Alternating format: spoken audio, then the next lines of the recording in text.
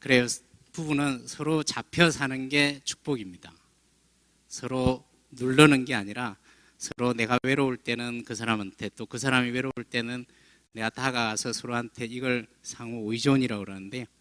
그래서 그 힘으로 다시 독립적으로 할 수 있는 그 힘이 생겨납니다. 지금부터 이제 강론에 부부가 왜 이렇게 싸우게 하는지를 강론으로 들어가도록 하겠습니다. 들어가 넘어가네요.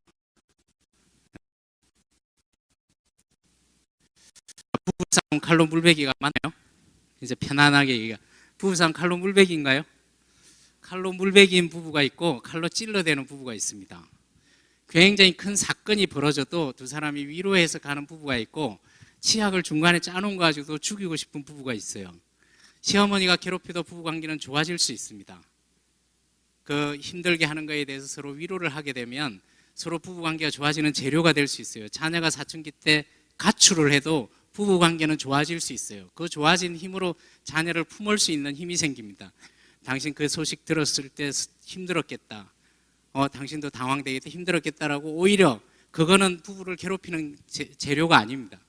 오히려 부부를 행복하게 해줄 수 있는 재료가 되는 반면에, 가출한 것 때문에 둘이 죽일 듯이 싸울 수도 있어요. 네가 뭘 했냐, 니는 뭘 했냐라고 얘기를 하는데, 그렇게 한 그 사건이 중요한 게 아니라 두 사람 사이에 이걸 어떻게 풀어가냐가 훨씬 더 중요한 거죠. 가족은 문제가 아니라 그 문제를 얘기할 수 없을 때 더 큰 문제가 생깁니다. 외로운 게 외로운 건가요? 외로운 걸 알아주는 사람이 없을 때 그때부터 병이 되는 거예요. 외로운 것 자체가 문제가 아니라 진심으로 그 사람이 알아줄 수 있는 사람이 없을 때 그 부분이 병이 됩니다. 그래서 부부싸움 칼로 물베긴 부부가 있고 칼로 찔러대는 부부가 있습니다. 이 차이가 어디서 올까요? 어느 아내가 교통사고가 났어요. 남편이 생각이 나서 남편한테 전화를 급히 합니다. 남편이 전화 받자마자 이렇게 얘기합니다. 차가 얼마나 깨졌으라고. 어느 아내가 교통사고가 났어요. 남편이 생각이 나서 남편한테 전화를 했습니다. 그럴 때 남편이 이렇게 얘기합니다. 당신은 얼만큼 다쳤냐고. 첫 번째 부부는 그때부터는 칼로 찔러대는 부부가 될 거고, 두 번째 부부는 칼로 물베기 되는 부부가 될 거예요. 자, 시어머니가 힘들게 하더라도 괜찮다고, 힘들었겠다라고 위로를 하면 다시 한번 칼로 이렇게 물베기 되는 부부가 되는 반면에, 아주 작은 일이 벌어져도 네가 뭐가 잘못했는지 이제 그 부분에 대해서 풀어가기 시작하면 점차 힘들어지는 그런 부부가 될 겁니다. 남편이 실직을 당해도 힘내라고 위로해서 같이 갈 수 있는 부부가 있는 반면에, 5, 6벽을 벌어가도 쥐꼬리만 하다고 싸울 수도 있어요. 그 5, 6벽에 달려 있는 게 아니라 부부 사이에 이 연합돼 있냐 아니냐, 친밀하냐 아니냐가 훨씬 더 중요한 부분이에요. 이 사람한테 내가 친밀하다는 느낌이 있으면 이제는 모든 사건이 칼로 물베기가 됩니다. 그래서 칼로 물베기가 되는 부부의 이 부분에 대해서 예스라고 답을 할 수 있으면 그때부터는 칼로 물베기가 돼요. 그게 뭐냐면, 당신한테 내가 소중한가요에 예스라는 답을 구할 수 있으면 그때부터는 다 칼로 물베기가 됩니다. 시댁에 갔다 와도 당신한테 내가 소중하냐라는 그 질문에 당신이 소중하다는 느낌이 우선순위가 확보가 되면 그 부분을 가지고 큰 싸움으로 벌어지지 않아요. 하지만 왜 수건을 가지고 그렇게 패대기를 치고 고함을 쳤는지 이제는 이해가 돼요. 그 당시에는 왜 이렇게 예민하지라고 생각을 했는데, 왜 치약을 중간에 짜놓은 거 가지고 죽이겠어요? 죽일도록 싸우겠어요? 평소에 이 사람한테 소중하다는 느낌이 없는데 이거 좀 끝에 짜달라고 그랬는데 이걸 중간에 꾹 눌러놓으면 평소에 소중하다는 느낌이 없기 때문에 이거 가지고도 날 무시해라는 생각이 들기 시작하면 그때부터 치약을 중간에 짜놓은 거 가지고도 죽일 듯이 싸우게 됩니다. 자, 남편들 회식 장소에 왜 10초, 20초 간격으로 전화를 하겠어요? 배운 사람이고 열심히 살던 사람인데, 신앙인인데 왜 그렇게 전화를 하겠어요? 이 사람한테 이 사람이, 남편이 평소에 회사에서 지내면서 이렇게 회식 장소에서 5, 6시간 동안 그 사람들하고는 즐겁게 지내던 사람이 주말에 나랑 얘기하자고 그러면 5분도 안 돼서 꾸벅꾸벅 졸기 시작하면, 평소에 두 사람 사이가 좋으면 쉬라고 얘기를 하는데 평소에도 사이가 안 좋은데 계속 그런 게 반복이 되다 보면 내가 그 사람보다 못하다는 느낌이 들기 시작해요. 그래서 회식 장소에 전화를 하는 부부싸움은 본질이 뭐냐면요, 부부싸움의 본질은 미워서 하는 싸움이 아니에요.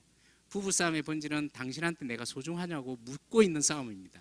당신한테 내가 소중해, 당신한테 내가 소중해, 거기에 예스라는 답이 있으면 그때부터는 모든 복잡한 문제들이 사소해지는데, 부부가 서로 소중하다는 느낌이 없으면 그때부터 사소한 게 하나도 없습니다.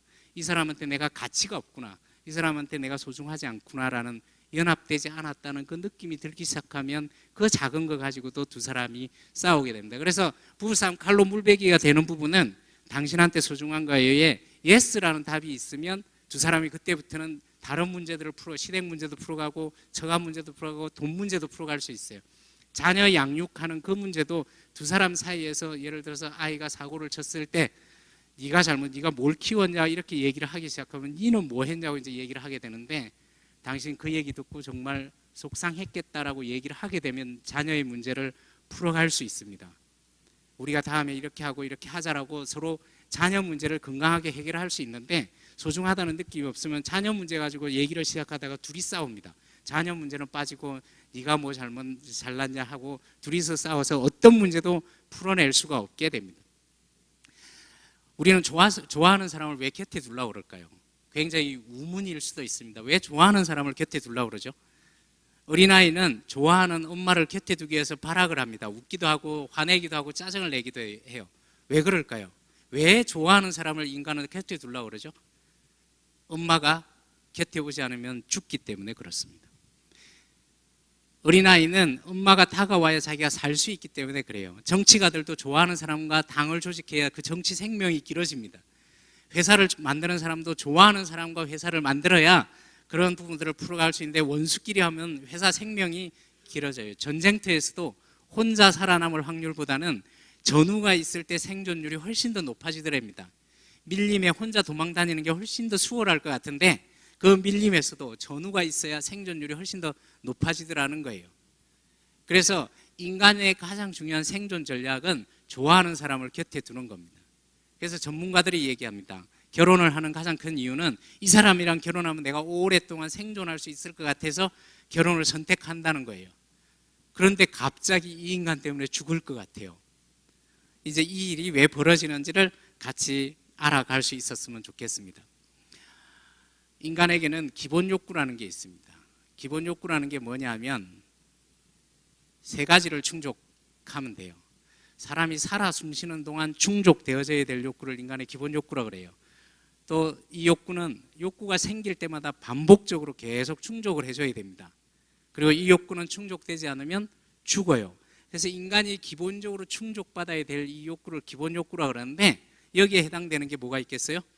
식욕, 수면욕, 이런 게 살아 숨쉬는 동안 욕구가 생길 때마다 반복적으로 충족해져야 되고, 이 욕구는 충족되지 않으면 죽게 됩니다. 그런데 우리가 잊고 있는 인간의 기본 욕구가 하나가 있어요. 그게 뭐냐 하면 친밀감에 대한 욕구가 인간의 기본 욕구입니다. 성경적으로 얘기하면 연합의 욕구예요. 이 얘기는 뭐냐면 내가 외로울 때, 내가 부당한 일을 당했을 때 누구한테 다가가서 위로받고 싶은 거는 인간이 가지고 있는 기본 욕구라는 거예요. 이건 어린아이한테만 필요한 게 아니라 연세 드신 80이 돼도 90이 돼도 내가 외롭고 힘들 때는 누구한테 달려가서 위로를 받고 싶은 게 인간의 기본 욕구라는 거죠.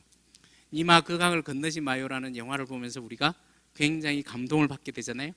왜 그게 그렇게 감동을 줬을까 하는 걸 볼 때 저는 그 두 분이 90이 다 된 두 분이 인간의 기본 욕구인 친밀감에 대한 욕구를 충족시켜주는 그 모습을 보면서 우리가 감동을 받고 있는, 그래서 인간이 가지고 있는 굉장히 중요한 욕구 중에 하나가 내가 외롭고 부당한 일을 당했을 때 누구한테 다가가서 위로받고 싶은 게 인간의 기본 욕구라는 거예요.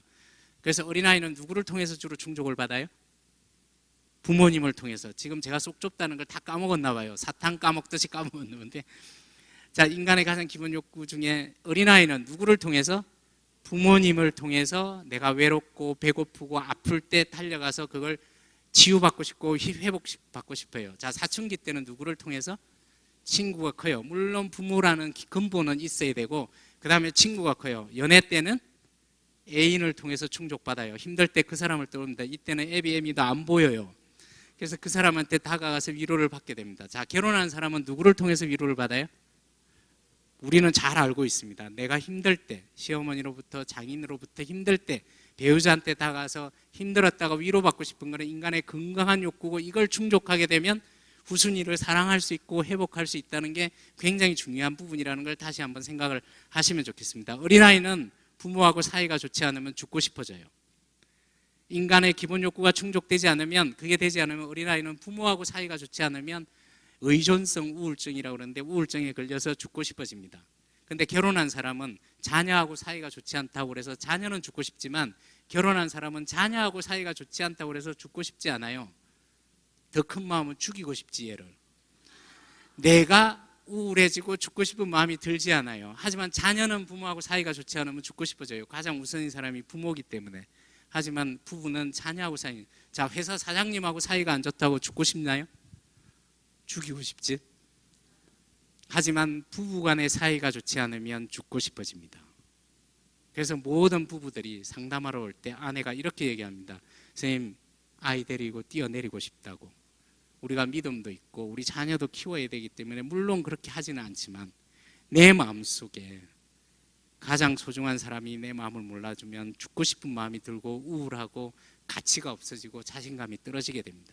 여자들만 그런 게 아니에요. 남자도 죽고 싶어져요. 부부관계가 좋아지지 않으면. 그래서 제가 옛날에 영통에 살고 용인정신병원에 출근할 때 그 신갈저수지가 있습니다. 아침에 출근을 하다가 아내하고 과거에 힘들 때 확 꺾어버릴까? 이런 충동을 인 적이 한두 번이 아니에요. 출근하다 전봇대 그냥 받아버릴까?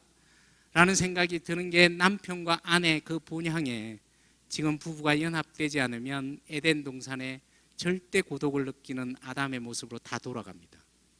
오히려 결혼하기 전에 혼자 살 때보다 더 외로워지기 시작합니다.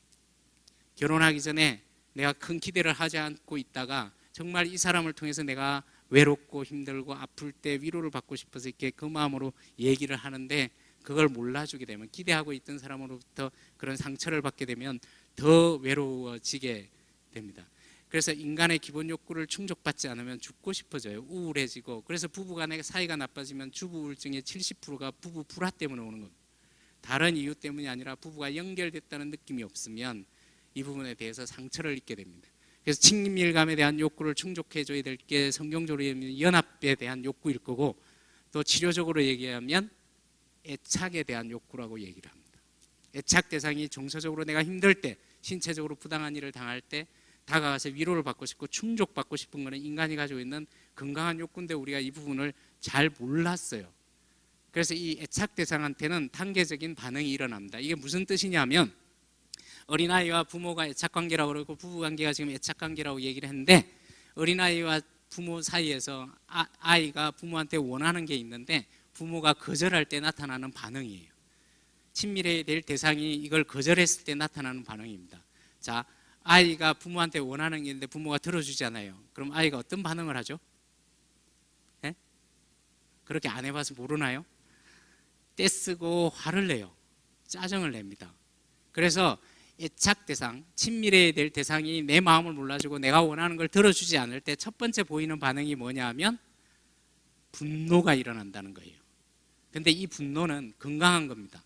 이 아이가 짜증을 내고 화를 낼 때 그걸 충족시켜주면 순간적으로 행복으로 다 바뀌는 분노예요.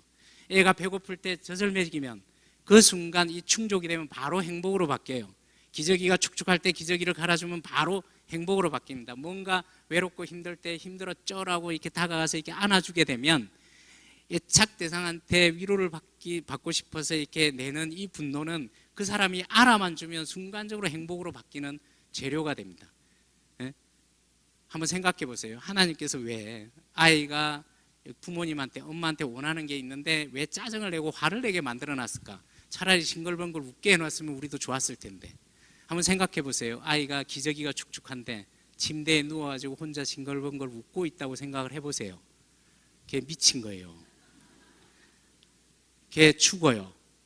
하지만 신호를 적극적으로 이렇게 보내면 보낼수록 그 반응을 해주면 순간적으로 행복을 바뀌어서 그 짜증을 내고 우리가 바로 알아서 챙겨주지 못했는데 그 신호를 듣고 채워주면 채워줄수록 순간적으로 이렇게 행복을 바뀌면서 이 아이가 건강하게 됩니다. 근데 부부 불화가 있고 자녀를 챙겨줄 그런 부분들에 대해서 잘 안 되게 되면 그리고 상처를 계속 받게 되면 두 번째 단계로 넘어가요. 두 번째 단계에서 자녀가 나타나는 이 반응이 뭐냐면 찾고 매달리기 단계로 넘어가게 됩니다. 찾고 매달리기 단계. 그래서 아이가 부모한테 화를 내고 짜증을 냈는데 그때 들어주지 않게 되면 이 아이는 매달리기 단계로 들어가요. 학교도 안 갑니다. 유치원도 안 가요. 달라붙어 있으려고 그래요. 백화점에 가서도 혼자 떨어지지 못하고 달라붙어 있으려고 그래요. 백화점에서 떨어지라고 패면 펼수록 더 달라붙습니다. 껌딱지처럼 더 달라붙어요. 이 아이를 떨어뜨릴 수 있는 것은 충분히 사랑받는다는 느낌이 들면 독립할 수 있다고 그랬잖아요. 그래서 호의 아이가 칭얼대고 달라붙고 이렇게 할 때 이놈 자식 떨어지라고 야단치면 칠수록 이 아이는 점점 두려워지기 시작합니다. 내가 과거에 힘들 때 화를 내고 짜증을 냈는데 그게 충족되지 않고 사랑받는다는 느낌이 없으면 내가 혹시 엄마랑 아빠랑 떨어지면 이 사람이 도망갈지 모른다는 생각에 점점 더 필요해진 거예요. 그래서 더 다가가서 매달리게 됩니다. 혹시 아이가 매달리면 안아줘야 돼요. 더 안아주고 걱정하지 말라고, 괜찮다고, 두려워하지 말라고, 너가 가더라도 내가 도망가지 않는다는 그 두려움이 없어야 학교도 가고 유치원도 가게 되는데 그러한 부분들이 없으면 유치원도 안 가고 학교도 안 가려고 그래요. 그래서 가라고 패면 펼수록 더 안 갑니다. 이럴 때 이렇게 꼭 안아주고 괜찮다고 자꾸 이렇게 위로를 해주면 해줄수록 그 힘으로 떨어져 나가게 됩니다. 이때도 부모가 계속 때리거나 화를 내거나 이렇게 해서 계속 하게 되면 이 아이는 세 번째 단계로 넘어가요. 세 번째 단계는 분리되는 단계로 넘어갑니다. 자기 방으로 혼자 들어가요. 이제는 더 이상 이 사람하고 관계하고 싶어 하잖아요. 왜요? 이렇게 소중한 사람한테 울어도 보고 매달려도 봤는데 돌아오는 게 상처밖에 없어요. 그러면 자기가 상처받지 않으려면, 이렇게 소중한 사람한테 상처를 받지 않으려면 이 사람을 사랑하지 않는 방법밖에는 없어요. 사랑을 하면 할수록 점점 상처를 받는 거예요. 사랑하기 때문에 화도 내고 매달리게 되는데 자꾸 이렇게 하면 할수록 오히려 돌아오는 게 상처니까 이 사람을 사랑하지 않아야 자기가 상처를 덜 받아요. 그래서 분리되는 아이는 부모가 너무나 소중하기 때문에 분리가 되는 거예요. 자기 방으로 들어가요. 이때도 늦지 않아요. 이놈의 자식 하고 야단치는 게 아니라 우리가 가서 자주 가서 안아줘야 됩니다. 그게 거절하더라도 정말 미안하다고, 네가 힘들었겠구나라고 자꾸 우리가 노크를 해야 그 아이가 이렇게 다가와서 이렇게 위로가 되고 회복이 됩니다. 자, 이런 반응이 부모 자녀 간의 애착 대상인데 부부 사이에서도 이런 반응이 일어나나요? 우리는 이제 성인이 됐어요. 내가 원하는 걸 배우자가 몰라준다고 우리는 성인이 됐기 때문에 이제 쿨하게 넘기면 얼마나 좋을까요?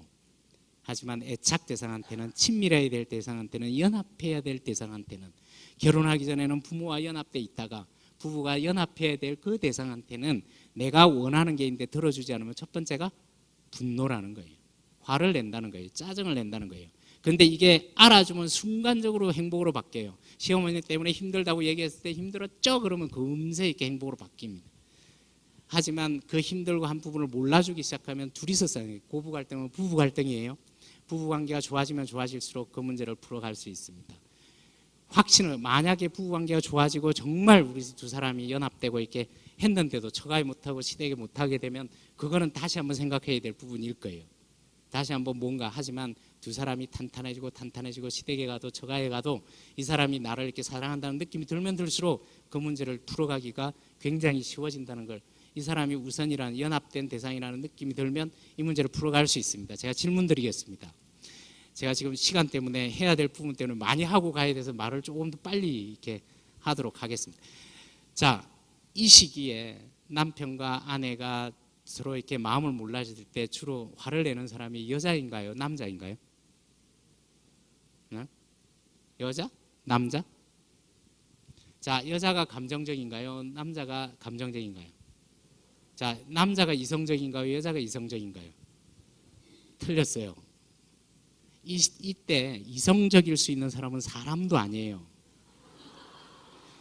남자도 이성적일 수 없습니다. 남자가 이성적이라면 저 사람이 진짜 화가 났겠구나라고 풀어가겠죠. 하지만 화내는 방식이 다른 거지 이성적이고 감정적인 게 아니에요. 여자는 입을 열고 화를 내고 있는 거고 남자는 입을 닫고 화를 내고 있는 거지, 이게 이성적인 거하고는 전혀 달라요. 남자도 지금 화가 나서 입을 닫고 피하고 있는 거지 이성적으로 이걸 풀어가고 있는 게 아닌데, 나는 이성적인데 네가 감정적이라고 얘기하는데 아니에요. 두 사람 다 감정 반응을 하고 있어요.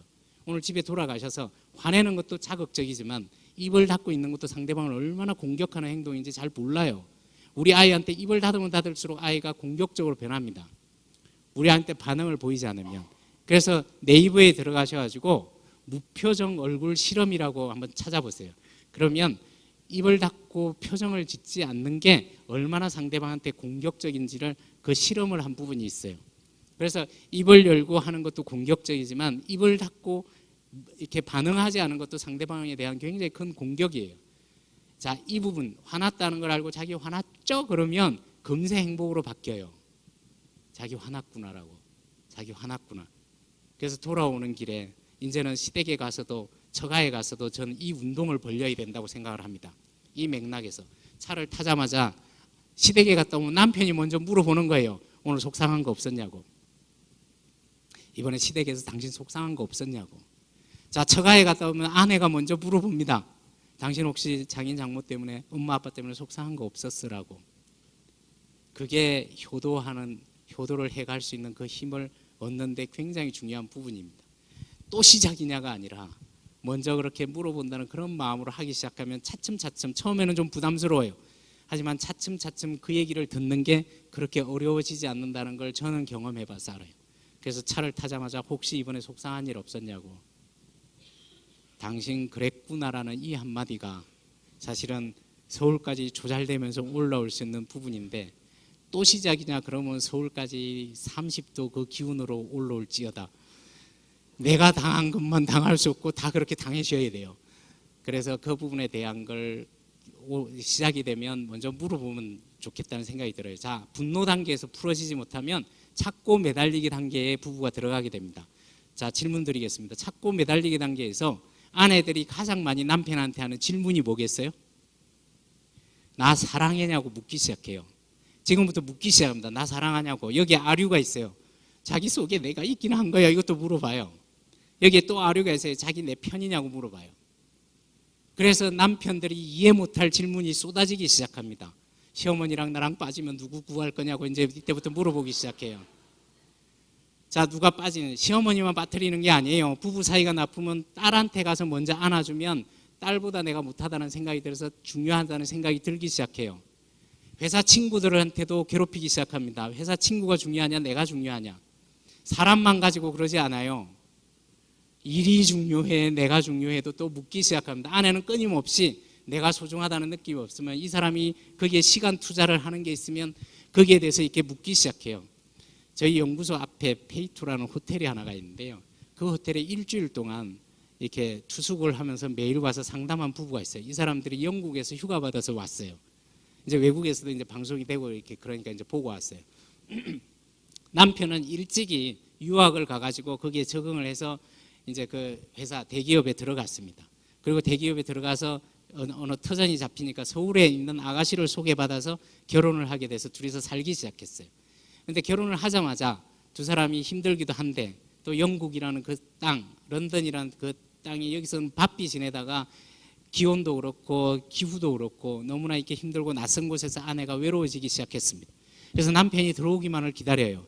그래서 들어오면 나 외롭다고 얘기를 해요. 그러면 남편이 자세하게 설명을 해줍니다. 내가 여기 와서 오래전부터 살아보니까 영국은 본래 이러이러한 부분이 있었어 그렇다고. 또 그 다음에 또 들어와서 외롭다 그러면 내가 이렇게 하다 보니까 맞아. 내가 여기 살아보니까 영국이 본래 이러이러한 기후 때문에 또 힘들었다고. 이렇게 설명을 친절하게 해줬어요. 근데 상담하러 온 첫날 아내가 울면서 얘기합니다. 선생님, 이 사람은 제 편이 아니라 영국 편이라고.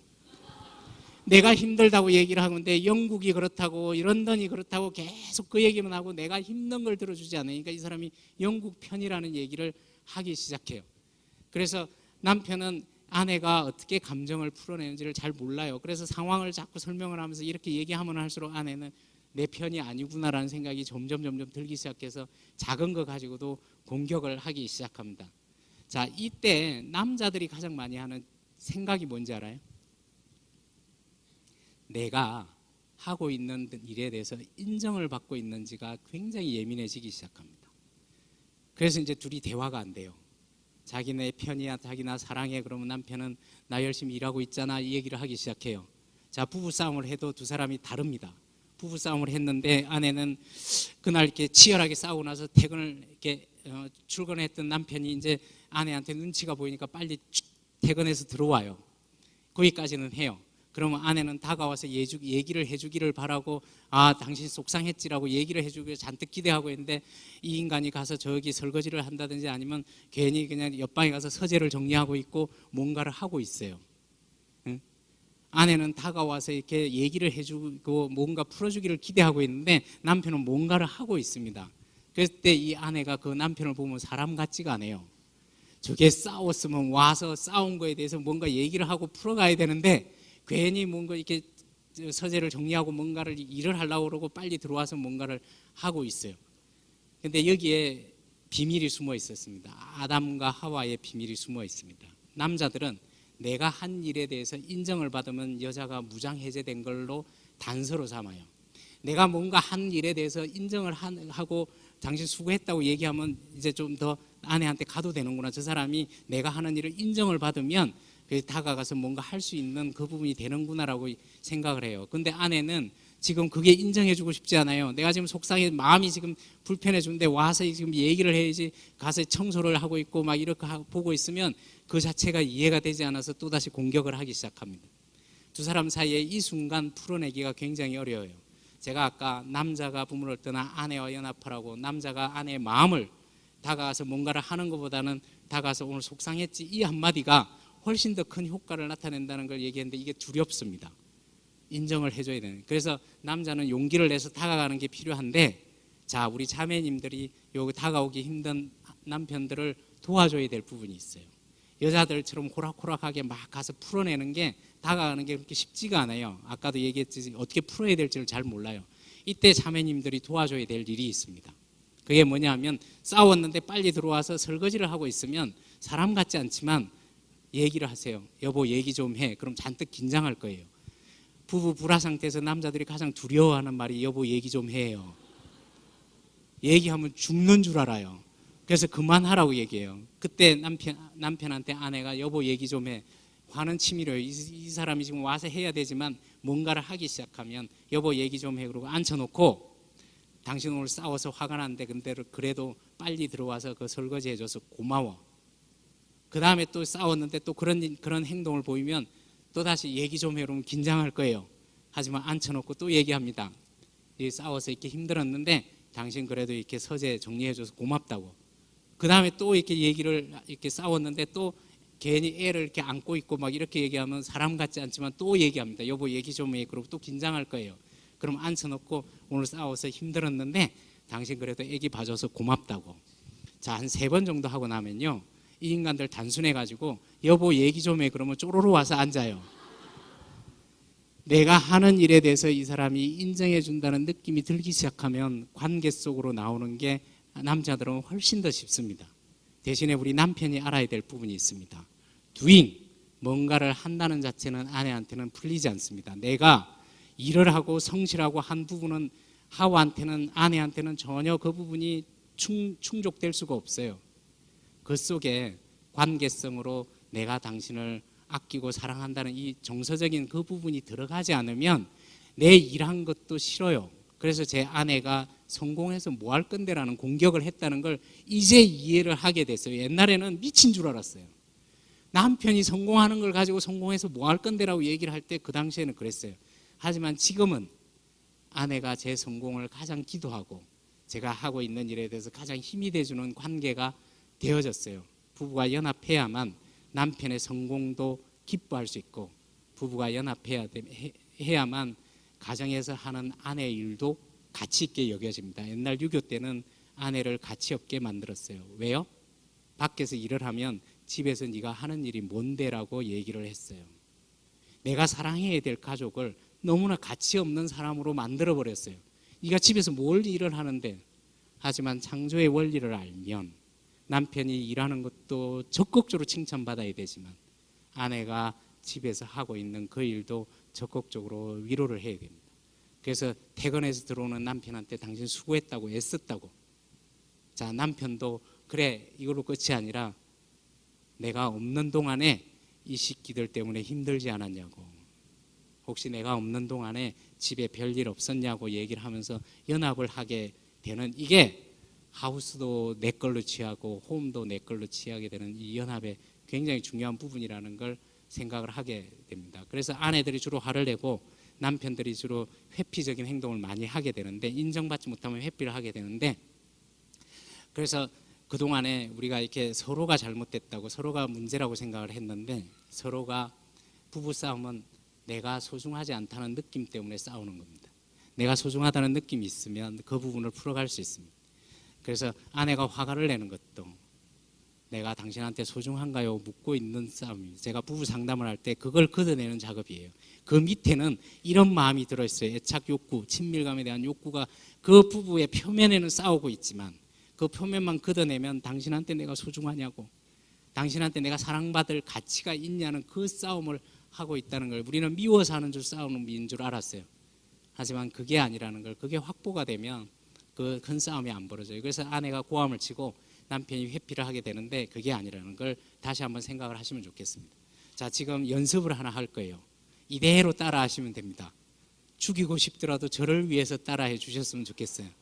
자, 서로 잠깐 몸을 틀어서 마주 보시겠어요? 자, 자매님이 먼저 할 거예요. 자매님이. 자, 우리 부인이 먼저 할 거예요. 눈을 보고 이대로 표현하시면 됩니다. 당신이 도망간 게 내가 미워서 도망간 게 아니라는 걸 이해하게 되었어라고 얘기를 해보세요. 마음에 들든 안 들든 이대로 합니다. 자, 다시 한번 부인이 이대로 얘기할게요. 당신이 도망간 게 내가 미워서 도망간 게 아니라는 거 이해하게 되었으라고 그대로 얘기해 보세요.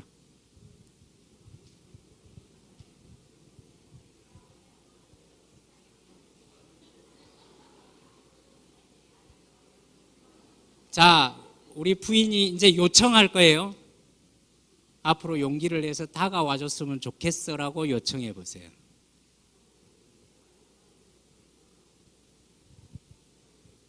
자, 때려주고도 못하겠다는 사람 가만히 있고 한번 해보겠다는 마음이 있으면 꼭 안아주시면 좋을 것 같아요. 꼭 한번 안아주시면 좋겠어요. 자, 남자들 안심하고 있는데 이제 남자들이 할 차례예요. 자, 우리 부인한테 이대로 얘기할 겁니다. 남편이 할 거예요. 당신이 화를 낸 게 내가 미워서 화낸 게 아니라는 걸 이해하게 되었으라고 그대로 표현해 보세요.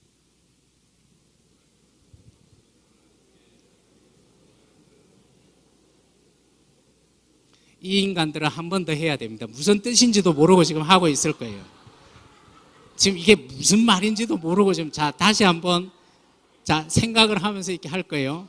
당신이 화를 낸 게 내가 미워서 화낸 게 아니라는 걸 이해하게 되었으라고 다시 한번 자신 있게 얘기해 보세요.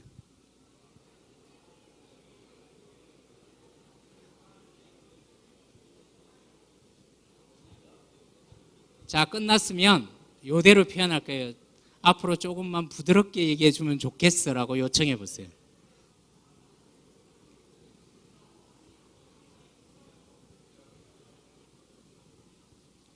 예, 그렇습니다. 남편은 용기를 갖고 다가가야 됩니다. 용기를 갖고 자꾸 다가가서 이렇게 힘들었지라고, 이 피하면 피할수록 아내의 공격은 커집니다.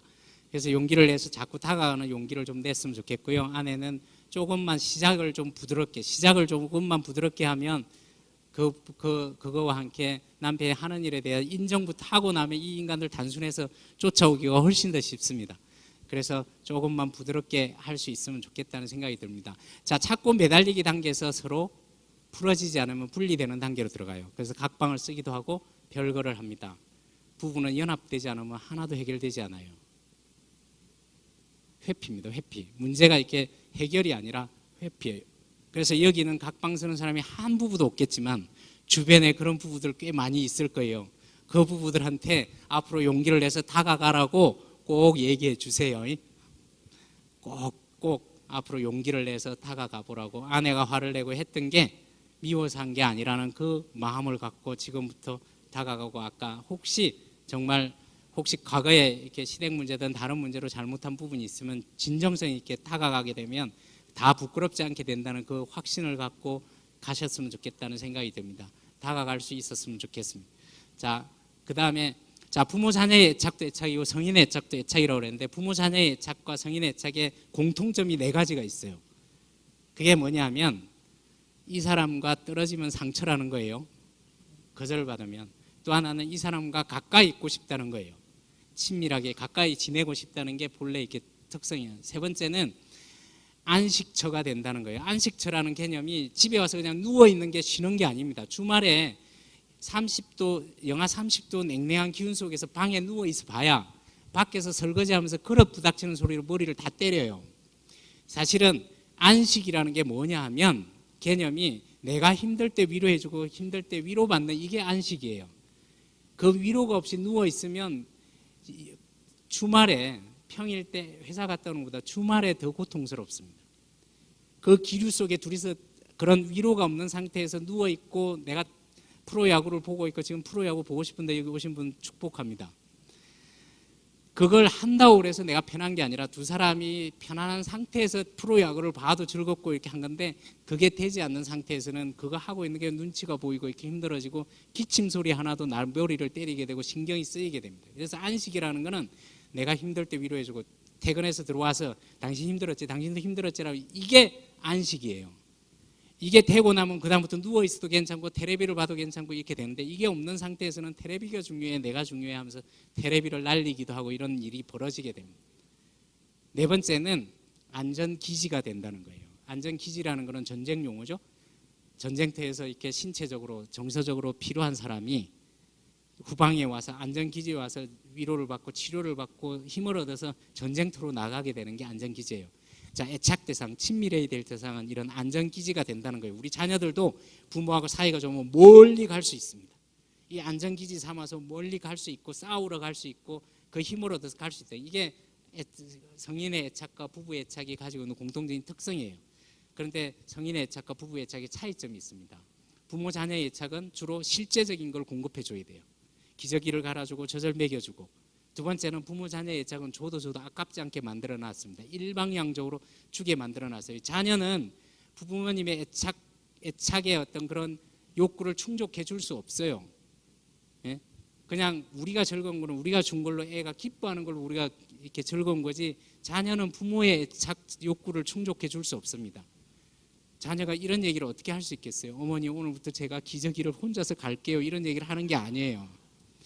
이 아이는 우리가 충족해 주는 걸로 기뻐하는 걸로 부모가 기뻐지는 거지 일방향적이에요. 그런데 부부는 다른 특징이 있습니다. 첫 번째가 뭐냐 하면 상징이 훨씬 더 중요하다는 거예요. 꽃을 사다 줘도 꽂힌 게 있고 쓰레기인 게 있어요. 여보 오늘 퇴근해서 오는데 미스김이 좋다라고 주는 꽃은 쓰레기예요. 꽃 자체가 중요한 게 아니라 물건 자체가 중요한 게 아니라 그 속에 담겨 있는 상징성이 훨씬 더 중요하다는 거예요. 설거지를 해줘도 화나는 게 있고 기쁜 설거지가 있습니다. 남편이 낮에 게임을 하기 시작합니다. 한참 게임을 하다가 눈치가 보여요. 왜냐하면 조금 있으면 프로야구를 봐야 되거든요. 그러니까 눈치가 보니까 후다닥 나와서 설거지를 해요. 그러고 나서 프로야구를 봐요. 이 설거지는 나를 5시간 동안 외롭게 만든 설거지예요. 그래서 나쁘지가 않습니다. 설거지에 대한 상징성이 훨씬 더 중요한 부분이지 그 자체가 중요한 게 아니에요. 남편은 낮에 문자를 보냅니다. 자기가 힘내. 12시쯤 이 문자를 받은 남편이 그 글자가 뭐라고 불에도 뛰어들고 물에도 뛰어들 수 있는 힘을 얻어요. 이 시간에 내 부인이 우리 가족이 나를 알아주고 있구나 라는 그 상징성이 문자 하나에도 그렇게 힘을 얻게 되는 그 부분이 생겨나는 거죠. 그래서 상징이 훨씬 더 중요합니다. 자기야 나 사랑해 그러는데 라고 그러면서 테레비를 보고 있으면 테레비 사랑하는 거예요. 나 사랑해 물으면 내가 사랑해라고 얘기하는데 테레비 보면 그럼 테레비 날립니다. 왜냐하면 그 자리에 내가 있어야 되기 때문에 테레비 날리고 이렇게 컴퓨터 날리고 이렇게 하게 됩니다. 상징성이 훨씬 더 중요합니다. 출근하려고 그러는데 아내가 여보 나 배가 너무 아프다고. 근데 남편이 진짜 같이 가주고 싶은데 오늘 회사에 정말 중요한 일이 있어서 못 가요. 그래서 먼저 출근을 합니다. 그러고 나서 그 일이 마치고 나서 아내한테 전화를 합니다. 자기야 오늘 병원에서 어떻게 됐냐고. 함께 가준 거예요. 내가 정말 힘들었는데 하지만 내 마음속에 내가 회의할 때도 당신이 내 마음속에 있었다는 이 부분이 있으면 비록 못 오더라도 그래서 우리는 양립할 수 없다고 생각을 해요. 회사의 성공과 가정의 성공이 양립할 수 없다고 생각 아니에요. 우리가 그렇게 가르쳤어요. 유교에서는 바깥 일 하려면 집안 그래서 안 사람 바깥 사람으로 나눠놨어요. 부부가 아니라 서로 사랑해야 될 사람이 아니라 나눠놨어요. 그래서 바깥 일을 하는데 집에서 이렇게 하면 안 된다고 생각을 했어요. 아니에요. 바깥 일 해야죠. 소중하기 때문에. 그래서 우선순위가 될 때가 있어요. 벌어야 될 때는 그게 우선순위였지만 애가 아플 때는 빨리 이게 우선순위 와서 이 부분 회복하고 나서 회사에 중요한 또 회사에 오늘은 회사에 가서 또 이게 살수 아니에요.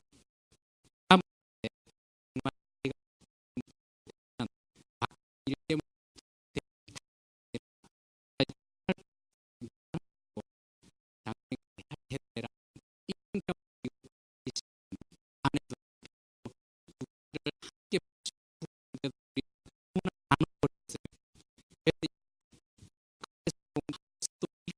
홈도 우리 건데 이게 별개의 어떤 그런 개념으로 나눠버리는 바람에 부부가 어떻게 해야 될지를 길을 잃어버린 게 굉장히 많습니다.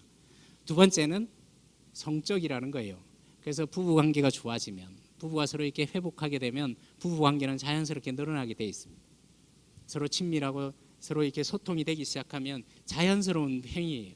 서로 이렇게 사랑한다는 그 부분에서 자연스러운 부분이 늘어나게 됩니다. 세 번째는 상호성이 중요하다는 거예요. 부모 자녀 간에는 일방향적이지만 세 번째 성인의 애착은 상호성이 훨씬 더 중요합니다. 그래서 서로 주고받아야 된다는 거예요. 그래서 일방향적으로, 자, 부모 자녀 간에는 줘도 아깝지 않지만 부부 간에는 주고받아야 돼요. 사랑도 고마움도, 시댁에 갈 때 올 때도 처가에 갔다 올 때도 고마움과 감사와 미안함도 서로 주고받아야 됩니다. 그래서 당신 하는 역할은 다르지만 그런 부분들이 서로 주고받아야 돼요. 그래서 부부 간에 서로 주고받지 않으면 아까워져요. 부모 자녀는 주고도 아깝지 않게 만들어놨어요. 하지만 부부 간에는 아까워집니다. 어느 부부가 부부싸움에 불화로 한 달 동안 대화가 없어요. 그런데 그 집에 고등학생 딸이 있는데 그 딸한테는 엄마가 이제 계속해요. 이 힘들지만. 그래가지고 어느 날 딸을 주려고 사과를 깎아놨어요. 근데 눈치가 없는 남편이 그걸 다 먹어버렸네. 그때 이 아내한테 이런 마음이 들더랍니다. 저 자식이 왜 내 자식 걸 먹고 있지? 부모 자녀 간에는 아깝지 않게 만들어놨어요. 혹시 이 얘기를 너무 심각하게 듣지 마세요. 응? 제가 방송에서 옛날에 이렇게 60분 부모라는 프로그램에서 이걸 설명을 하는데 지성현 아나운서가 이제 성인의 애착과 부모 자녀의 애착의 차이가 뭐냐는데 이 사과 얘기를 했어요. 근데 그때 이제 저 자식이 왜 내 자식 걸 먹고 있지 이렇게 설명을 했는데 제가 약간 흥분을 했는지 저 새끼가 왜 내 새끼 걸 먹고 있지? 실제로 생방송에서 이렇게 표현한 적이 있습니다. 부모 자녀 간에는 줘도 아깝지 않게 만들어놨어요. 하지만 부부 간에는 사랑도 감사도 미안함도 위로도 서로 주고받아야 됩니다. 일한 거에 대해서 위로를 하고 자녀 양육한 거에 대해서 위로를 하고 가사에 대해서도 위로를 하고 남편이 하는 일에 대해서 위로를 하고 하는 그런 부분들이 생겨야 부부가 서로 건강해지고 튼튼해지고 그 힘으로 자녀 양육할 수 있습니다. 우리 자녀를 양육하는 것은 엄마와 아빠죠. 그래서 자녀한테 힘을 주는 것은 엄마와 아빠입니다. 근데 엄마와 아빠의 그 역할을 힘을 주는 것은 부부입니다. 그래서 우리 자녀의 양육은 부부가 하는 거예요. 부모가 하는 게 아닙니다. 부부가 서로 탄탄해지면 자녀 양육할 수 있고 부부가 탄탄해지면 위로도 잘할 수 있는 그 에너지가 공급받는다는 걸 다시 한번 생각했으면 좋겠습니다. 사랑하는 사람과 연결되고 싶은 정서는 인간 고유의 정서 조절 장치라는 거예요. 하나님께서 연합하라고 그랬어요. 어릴 때는 부모와 연합돼 있고 자녀와 이렇게 결혼해서는 부부와 연합돼 있으라는 거예요. 그래서 영적인 연합도 있을 거고 신체적인 연합도 있을 거지만 오늘 정서적인 연합에 대해서 같이 고민을 하게 됩니다. 여호와는 내 편이시라 내게 두려움이 없나니 사람이 내게 어찌할꼬 내 남편이 내 편이시라 내게 두려움이 없나니 시댁에서 어찌할 거예요. 내 아내가 내 편이시라 내게 두려움이 없나니 처남들이 어찌할 거예요. 내 부모가 내 편이시라 내게 두려움이 없나니 학교 친구들이 어찌할 겁니다. 우선순위가 있다는 것은 축복이에요.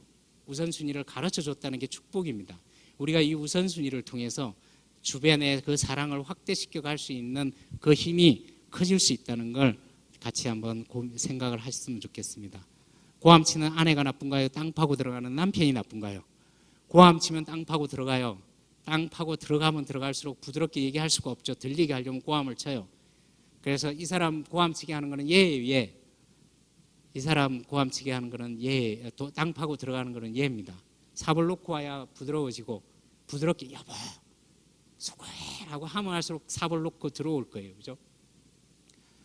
자, 미국의 결혼식 하는 장면입니다. 자, 이제 두 사람은 부부가 되었습니다. 지금부터는 머리가 아프고 살이 찌고 신경질이 늘고 우울증과 화가 치미는 부작용이 결혼으로 인해서 모든 부부한테 다 생길 수 있어요.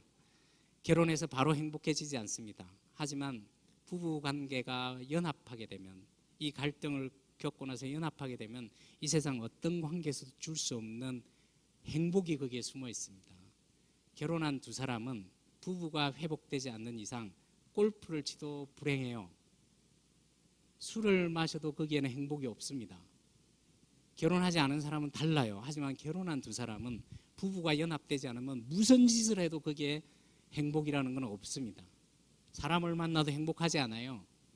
꼬이기만 하고 불행해지고 점점 힘들어지는 일만 생기지, 부부가 서로 연합되지 않으면, 부부가 서로 이렇게 풀리지 않으면, 왜냐하면 하나님께서 절대 고독을 느끼고 있는 에덴 동산에 아담한테 가장 적합한 걸 붙여준 사람이 지금 옆에 있는 사람인데, 그 사람과 회복되지 않으면 다른 어떤 걸 통해서도 행복이라는 감정을 느낄 수 없습니다. 짜릿하고 잠깐 즐겁고 잠깐 황홀하고는 느낄 수 있지만 진짜 행복은 부부가 연합되지 않는 이상 그걸 찾아가기가 굉장히 어렵습니다. 자, 결혼 전을 떠올리면서 남은 남편이 있고 여는 아내가 읽으면 되겠습니다. 큰 소리로 자, 남편부터 시작. 이제 과거보다 미래가 더 중요해. 무슨 그런 말을 해? 그런 일 없을 거야. 당연하지. 절대 안 해요. 어째서 그런 생각을 하는 거야? 물론이지. 한 번으로 끝내지 않을 거야. 영원히 그런 일은 없어. 자, 결혼을 했어요. 밑에서 위로 올라갈 거예요. 자, 여자부터 시작. 영원히 그런 일은 없어. 물론이지. 한 번으로 끝내지 않을 거예요. 절대 안 해요. 어째서 그런 생각을 하는 거예요? 당연하지. 무슨 그런 말을 해? 그런 일 없을 거야. 우리에겐 이제 과거보다 미래가 되면 또 심각하게 받아들이지 마세요. 결혼 전이나 결혼 후나 어쩌면 똑같은 얘기를 하는데 이쪽에서는 상처가 되는 얘기가 될 수 있다는 걸 다시 한번 생각을 하시면 좋겠습니다. 부부 불화가 생기면 두 가지 증상이 나타나요. 하나는 상대방이 부정적으로 보여요. 부정적인 감정이 지배해요. 그래서 하는 게 다 미워 보입니다.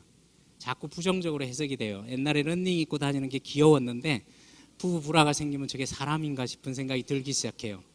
아내의 꾀꼬리 같은 목소리도 이제 쭈삣쭈삣 머리가 서기 시작합니다. 남편이 밥을 먹다가 밥풀이 여기 붙어도 입술로라도 옛날에는 띄워주고 싶었는데 이 인간이 이제 치매가 왔구나라고 전부 부정적으로 해석이 되기 시작합니다. 머리카락이 하나 떨어져 있어도 그냥 머리카락을 치우면 되는데 이 머리카락이 이틀 동안 떨어져 있으면 아내가 너무 게으르다고 느껴져요. 그냥 머리카락인데 이 작은 단서 하나가 상대방을 굉장히 부정적으로 해석을 하기 시작합니다. 두 번째는 경직된 상호작용을 해요. 경직됐다는 것은 경직되지 않은 거에 반대겠죠. 경직되지 않았다는 것은 희로애락을 다 표현할 수 있으면 괜찮아요. 우리 자녀들이 부모님한테 희로애락을 표현할 수 있으면 굉장히 건강한 관계입니다. 화도 냈다가 울었다가 짜증도 냈다가 고마움도 표현했다가 두려움 없이 그걸 표현하고 위로를 할 수 있으면 그거 다 행복으로 바뀌는 재료거든요. 그런데 아버지가 들어갔는데 후다닥 소리가 나면 경직된 거예요. 좋은 얘기만 하라고 하지 마세요. 자기가 힘들 때 외로울 때 얘기를 할 수 있는 걸 받아줬을 때 이 아이가 훨씬 더 집에서 좋은 얘기만 하라고 좋은 얘기만 하라는 게 경직된 거예요.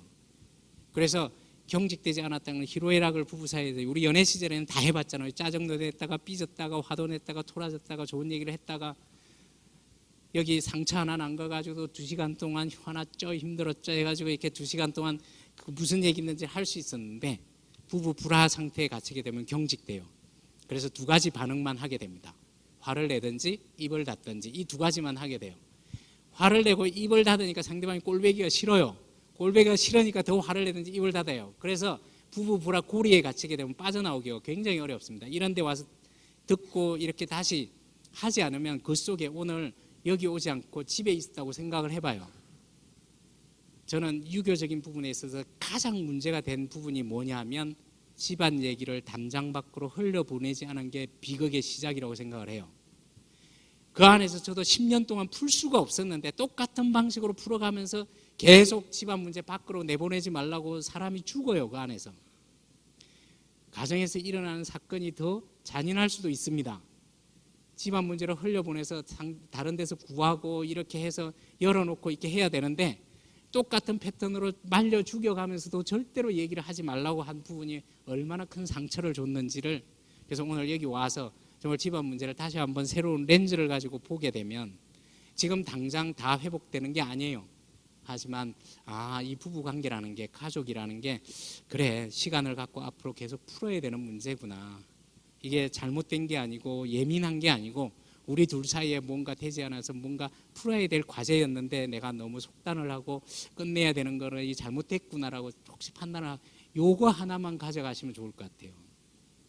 부부가 앞으로 연합하고 우리 가족을 사랑하는 거에 대해서 소중하고 이걸 버릴 가치, 끝까지 회복해야 될 가치가 있는 정말 소중한 게 우리 가족이었구나라는 그냥 그 생각만 갖고 앞으로 설교를 통해서 또 교회에서는 여러 가지 프로그램을 통해서 차츰 용기를 냈으면 좋겠습니다. 아버지 학교도 어머니 학교도 부부 학교도 손잡고 가셨으면 좋겠어요.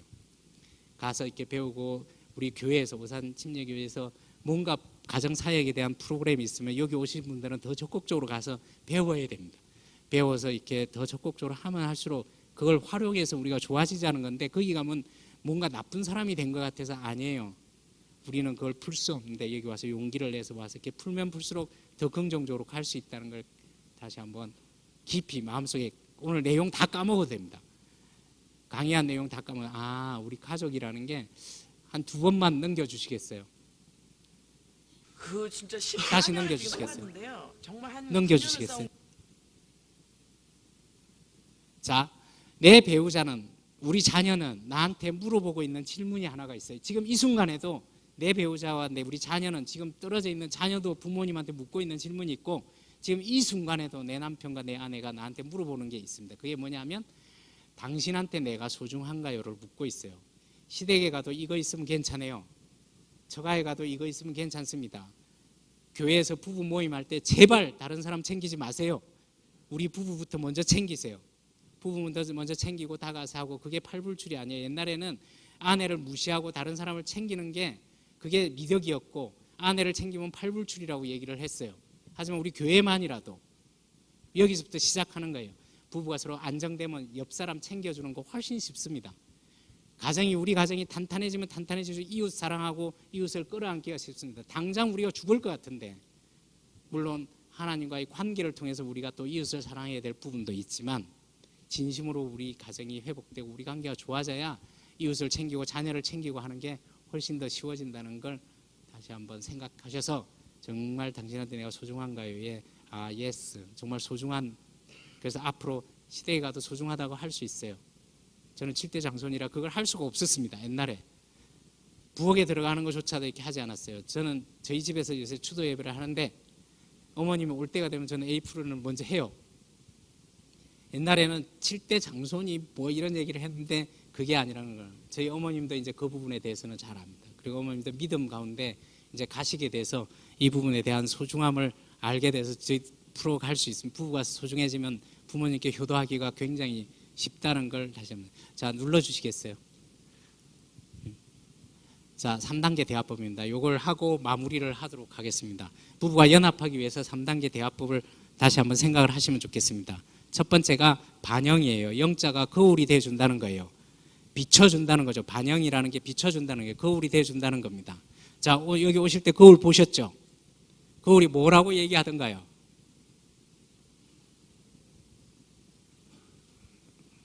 상처받아도 괜찮나요? 거울이 뭐라고 얘기하던가요? 멋있다고. 그 거울 어디서 사셨어요? 저도 하나 사가지고. 거울은 한마디도 안 해요. 한마디도 안 해요. 근데 비춰주기만 해요. 근데 놀라운 일이 벌어집니다. 거울은 한마디도 하지 않는데 보고 있는 사람이 알아서 다 고쳐요. 이게 반영에 있어서 굉장히 중요한 대화법이에요. 아침마다 거울을 보는데 너 화장이 떡칠이다, 머리가 왜 그러냐, 니 왜 그러냐라고 거울이 지적을 하면 거울 깨버리지 않겠어요? 거울은 지적하지 않고 내 모습을 그대로 보여주는데 내가 알아서 다 고친다니까요. 제가 방송에서 가장 많이 하는 게 반영이에요. 그대로 비춰줘, 그대로 돌려주는. 남편 잘 때 베개로 눌러버리고 싶었어요 이렇게 얘기하면 그러면 안 되죠라고 하면 안 돼요. 그날 눌러버릴지 몰라요. 하지만 당연히 힘들어서 남편이 잘 때 눌러버리고 싶었군요라고 얘기하면 남편 살고 저도 살아요. 그대로 돌려줍니다. 그래서 군화법이라고 들어보셨어요? 아내가 외롭다 그러면 그때 군화를 붙이면 돼요. 당신 외롭구나. 남편이 회사에서 힘들다고 얘기하면 당신 요새 회사에서 힘들구나예요. 그냥 그대로 돌려주면 지가 알아서 고쳐요. 외로움도 알아서 고치고. 근데 네가 배불러서 그런다고 그러면 그럴수록 못 고칩니다. 점점 외로워지고 우울해져요. 아이가 갑자기 뛰어들어오더니 깡패 될래. 그러면 매들면 깡패 돼요, 걔는. 하지만 왜? 친구들이 나를 혼내줘 다음에 깡패 돼서 혼내주려고 그러면 그대로 돌려주면 돼요. 친구들이 널 괴롭혀서 다음에 깡패 돼서 혼내주고 싶구나라고 얘기하면 얘는 깡패 안 돼요. 지가 알아서 그냥 깡패가 되든 안 되든 걔네들이랑 맞짱 들어갈 수 있는 힘이 거기서 생겨납니다. 그런데 매를 들고 그러면 안 되지라고 단속을 하기 시작하면 점점 힘들어져요. 그래서 군화법이라고 있어요. 여보 나 오늘 동창회 갔는데 영숙이 곧 기집애 때문에 속상해 죽겠어 이렇게 얘기하면 남자들 단칼에 해결하죠. 나가지 마라고. 나가지 마라고 얘기합니다. 그러면 그날 영숙이 죽고 남편 죽는 날이에요. 자, 이때 그냥 반영 그대로 돌려주면 됩니다. 당신 오늘 영숙이 곧 기집애 때문에 속상해서 죽겠구나라고 그대로 돌려주면 그날 영숙이를 죽이든 살리든 지가 알아서 해결을 합니다. 그래서 그대로 돌려주면 돼요. 이걸 군화법이라고 그래요. 군화법. 우울하다 그러면 당신 우울하구나예요. 오늘 돌아가는 길에 박선 선생님 저기 강의 중에 나 이거 마음에 안 들어 이렇게 얘기를 하면 너 왜 또 부정적이야 이렇게 하지 마세요. 나는 그게 마음에 들었는데 당신은 그게 마음에 안 들었구나라고 제발 하세요. 두 분 좋아지는데 저 나빠지는 거 괜찮아요. 그냥 두 분 좋아지면 됩니다. 그래서 그대로 이렇게 돌려주면 돼요. 제가 남자들이 모여 있는 데서 군화법을 얘기를 했어요. 그래서 아내가 얘기하면 그때 군화만 붙여라. 신났어요. 남자들이 집에 가가지고 이제 처음에 얘기를 하니까 아내가 금세 풀어지거든요. 한 3일 됐는데 한 형제가 전화가 왔어요. 큰일 났다고. 그래서 무슨 일이냐고 그랬더니 아내가 폭발하기 시작했대요. 그래서 왜 폭발했냐고 그랬더니 영혼 없이 군화된다고 아내가 폭발했어요. 그때 제가 알았습니다. 이 단순한 인간들한테 군화만 가르쳐 준 거예요. 아하, 어허, 이것도 반영이라는 걸 안 가르쳐 줬어요. 그냥 아하 이렇게 해야 되는데 구나 되니까 힘든 거예요. 그래서 가장 중요한 거울이 되는 건 뭐겠어요? 보는 거예요. 마주 앉아서 보는 거예요. 아내가 우울하면 같이 우울한 표정을 짓고 같이 우울한 거예요. 남편이 힘들어하면 남편이 기뻐하면 같이 기뻐. 거울이 돼주는 거예요. 그래서 방송을 보면 제가 가장 많이 하는 게 반영이에요. 그 사람이 외롭고 아플 때 그 아픔에 그냥 그대로 이렇게 같이 함께 있는 겁니다. 그래서 부부의 사랑은 돈을 많이 들이거나 시간을 많이 들이지 않아도 됩니다. 나쁜 상태에서 하와이 가면 돈 버리고 관계 더 버리고 와요. 하지만 두 사람이 좋아져서 하와이로 가면 거기 가서 즐기다 오는 거예요. 일상생활을 잘 나누는 게 하와이 3박 4일 여행 가는 것보다 훨씬 가치가 있습니다. 두 사람한테 다가가게 되면 그 하와이도 내 걸로 돼서 이렇게 돌아오게 됩니다. 두 번째 인정이에요. 아내가 죽고 싶어요. 잘못된 건가요? 죽고 싶은 겁니다. 그냥 이게 죽고 싶은 거예요. 이건 우리가 판단할 수 있는 게 아니에요. 남편이 회사에서 외롭다는 거 잘못된 건가요? 그냥 외로운 거예요. 여러분 자기를 소개해 보라고 그랬을 때 저는 뭐 고대를 나와서 정신과 의사지만 지금 부부 치료를 하고 있다고 소개할 수도 있고 저는 경상도에서 태어나서 장남으로 이렇게 태어나서 이렇게 자랐다고 설명할 수 있고 우리 부모님은 어떻다고 설명할 수도 있어요. 저는 초등학교를 어디서 나왔는데 어디로 이사 가서 이렇게 지냈다고 소개할 수 있습니다. 나는 앞으로 부부 사역에 대해서 이런 생각을 갖고 있다고 생각으로도 소개할 수 있어요. 나를 소개할 수 있는 방법은 여러 가지가 있어요. 그 중에 하나가 저는 지금 외롭고 죽고 싶다는 거예요. 이 사람이 초등학교 경상도에서 태어났다는 걸 왜 너 전라도에서 태어나지 않았냐고 얘기하지 않죠. 그게 잘못됐다고 얘기하지 않아요, 우리는. 근데 유독 감정을 소개할 때는 우리가 그걸 잘못됐다고 자꾸 얘기를 해요. 네가 그러면 안 된다고 얘기를 해요. 아니에요. 그냥 내 소개한 거예요. 내가 지금 힘들고 외롭고 아프다고 소개를 하고 있는데 그 순간 네가 잘못됐다고, 네가 배불러서 그런다고 얘기를 하면 할수록 죽고 싶은 마음이 점점 더 커져가는 겁니다. 내가 감정으로 소개할 수 있어요. 나 외롭다고, 나 힘들다고, 나 좀 봐달라고. 그럴 때 그 마음을 인정해 주게 되면 그게 회복으로 가는 부분이라는 걸 다시 한번 생각을 하시면 좋겠습니다. 세 번째, 공감. 공감은 들어가서 느끼다라는 뜻이에요. 엠파시라는 뜻이 어원이 뭐냐면 들어가서 느끼다라는 뜻이거든요. 남자들은 들어가 보지 않아서 절대로 못해요. 잘 못합니다. 하지만 여자는 이 속에 들어가 봐서 알아요. 여자들은 공감의 속성을 많이 줬기 때문에 여자들은 공감하기가 훨씬 더 쉬워요. 남자들은 잘 안 돼요, 그 부분이. 그래서 제가 남편한테 과감히 도전합니다. 공감하려고 그러지 말고 반영과 인정하려고 지금부터 노력하시라는 거예요. 그렇게 되면 자연스럽게 공감 능력은 생겨나게 됩니다. 반영과 인정은 내가 동의하지 않아도 해주는 겁니다. 우리 자식이 깡패되는 걸 동의해주는 부모가 어디 있겠어요. 하지만 네가 그래서 그랬구나라고 동의하지 않아도 해주는 거예요. 내 아내가 죽고 싶다는 걸 동의하는 남편이 어디 있어요. 물론 가끔은 확 동의해주고 싶을 때도 있긴 하지만 아내가 죽고 싶고 가족이 죽고 싶은 걸 동의하는 게 한 사람이 어디 있겠어요. 하지만 당신이 죽고 싶었구나라고 그냥 그대로 이렇게 반영을 해주고 인정을 해주는 거예요. 그러면 살아나기 시작합니다. 우리의 감정은 새로운 감정을 경험해야만 좋아집니다. 우울하다는 사람한테 네가 배불러서 그런다고 내버려두면 우울한 채 내버려뒀기 때문에 절대로 빠져나오지 못해요. 하지만 우울한 사람한테 위로의 감정을 경험해야만, 우울한 데서 위로의 감정, 새로운 감정을 경험해야만 좋아지게 된다는 걸 생각을 하시면 좋겠습니다. 쭉 좀 넘겨주시겠어요? 시간이 이렇게 더 넘겨주시겠어요? 뚝뚝뚝 좀 더 눌러도 됩니다. 그냥 이렇게. 다음에 기회가 되면 요걸 쭉 더 넘겨도 됩니다.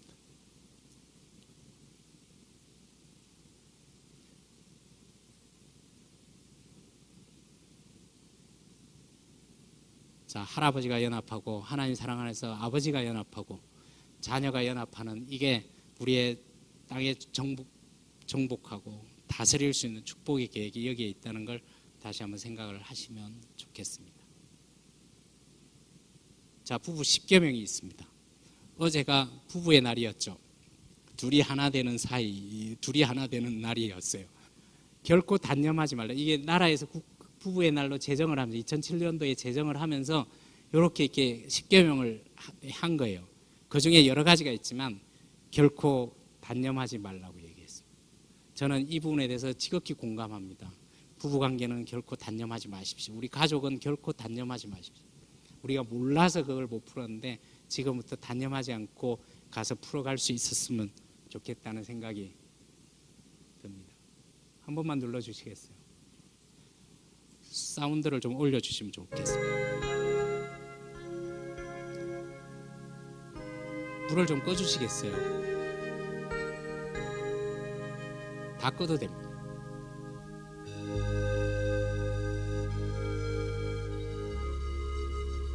부부가 잠깐 옆에 있는 분이랑 손을 잡아주시면 좋겠어요. 좀 더 가까이 다가가셔서 손을 잡아주시면 좋겠어요. 여기도 꺼도 됩니다. 여러분, 이 사진을 혹시 보신 적이 있을 겁니다. 이 사진이 뭐냐면요, 인도 고아원의 어떤 아이가 엄마를 한 번도 본 적이 없습니다. 근데 그날따라 엄마가 너무 보고 싶었던 모양이에요. 그래서 바닥에다 엄마 그림을 그려놓고 안겨있는 사진입니다. 저는 이 사진을 볼 때마다 우리는 얼마나 행운한지 생각을 하게 됩니다. 안아줄 자녀도 있고 안아줄 배우자도 있는데도 불구하고 우리가 이 가슴을 내주는 방법도 몰랐고 이 내줘야 되는지를 혹시 몰라서 우리가 너무 외롭게 살고 있지 않은지 한번 생각을 해보시면 좋겠습니다. 저는 가끔 생각을 합니다. 그 많은 사람들이 9.11 테러 때도 그렇고 전쟁에서 아니면 폐허가 된 지진의 그 현장에서 그 순간 많은 사람들이 가족들한테 그 짧은 순간에 문자를 보냅니다. 사랑한다고, 고맙다고. 그런데 더 많은 문자 내용이 뭔지 아십니까? 내가 여기서 살아나가면 당신한테 사랑한다고 얘기할 텐데, 내가 여기서 살아나갈 수만 있으면 미안하다고 얘기할 텐데, 여기서 살아나갈 수만 있으면 고맙다고 얘기를 할 텐데 이 순간이 여기서 맞게 된다는 게 아쉽다는 그런 내용의 문자와 글이 많았습니다. 여러분, 혹시 우리가 그 순간이 되면 혹시 우리가 그렇게 시간을 보내고 있지 않을까요?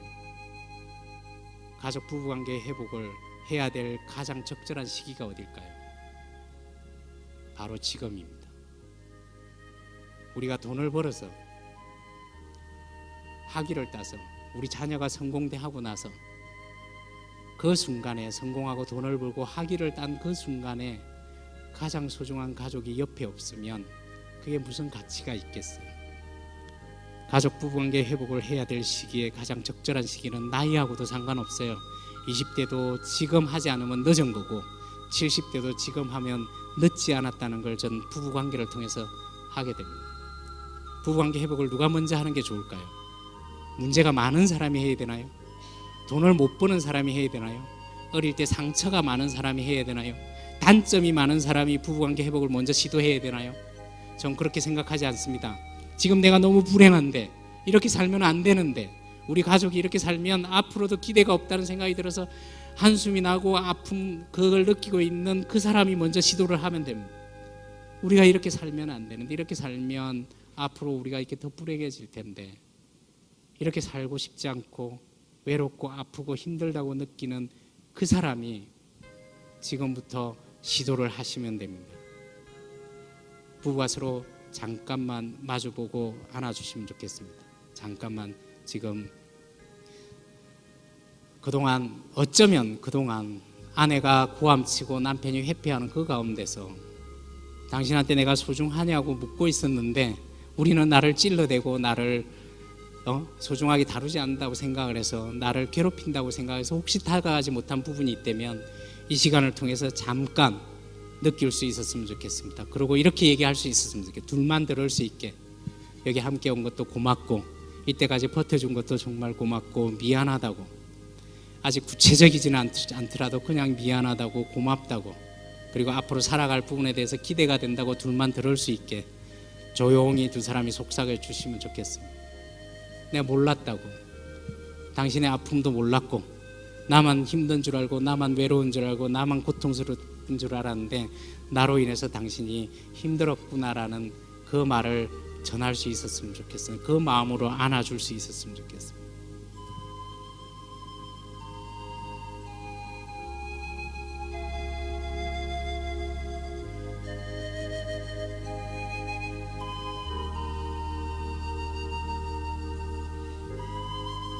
그리고 잠깐 기도했으면 좋겠습니다. 두 분이 서로 두 분만 알 수 있도록, 그래서 두 분만 들을 수 있도록 조용히 기도하시면 좋겠습니다. 앞으로 이 관계 끝까지 연합하고 회복하겠다고, 그리고 우리 가정에 하나님께서 주신, 우리 가정을 주신, 우리 자녀를 주신, 내 배우자를 주신 그 목적을 이뤄나겠다 알게 해달라고 지금 두 사람만 들을 수 있게 앞으로 회복을 향해서 나아가겠다는 그 마음으로 잠깐 기도하고 오늘 마치도록 하겠습니다. 두 분만 서로 들을 수 있도록 지금 잠깐 기도하는 시간을 가지면 좋겠습니다.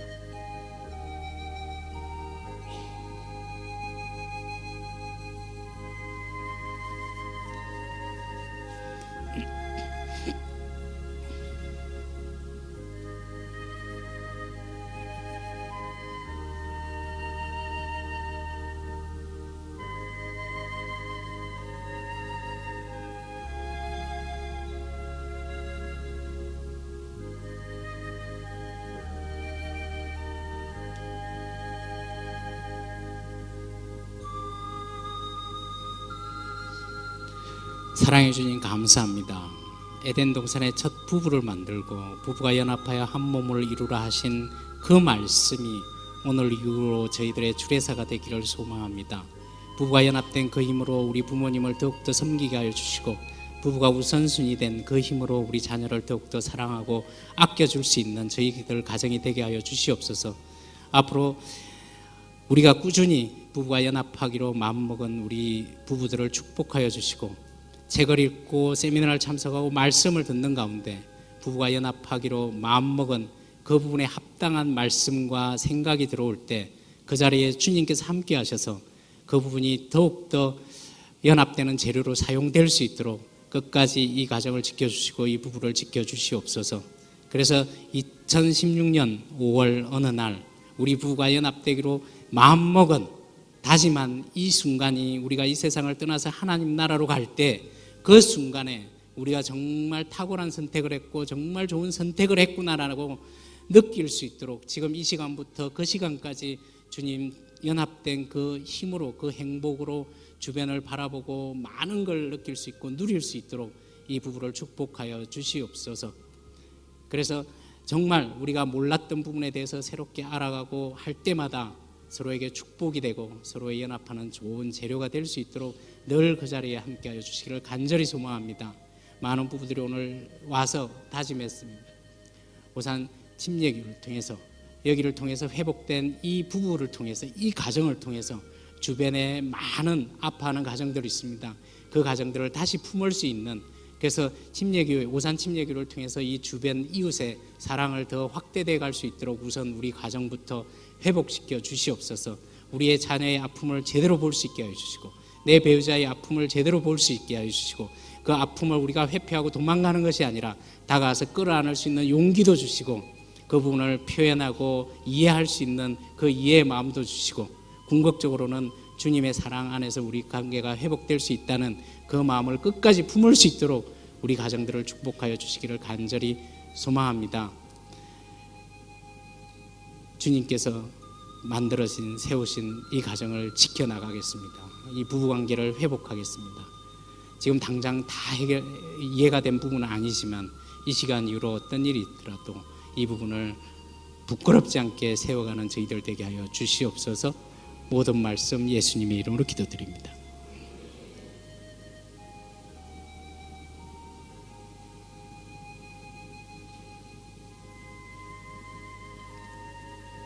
감사합니다.